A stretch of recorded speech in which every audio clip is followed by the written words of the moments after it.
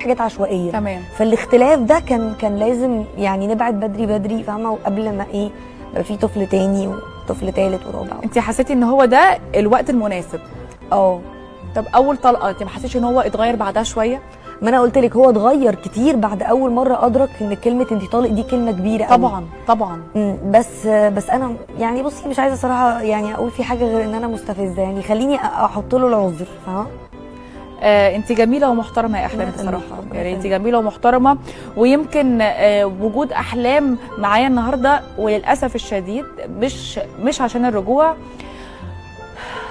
بس عشان تفهم الناس وتقول لهم ان حتى لو للاسف حصل طلاق بس في احترام، ان احنا نحترم بعض، ان احنا ما نطلعش نفضح بعض على السوشيال ميديا، لان في الاول وفي الاخر ده كان جوزي، احنا كنا في بيت واحد، احنا خلفنا من بعض، عشان الفضايح اللي بنشوفها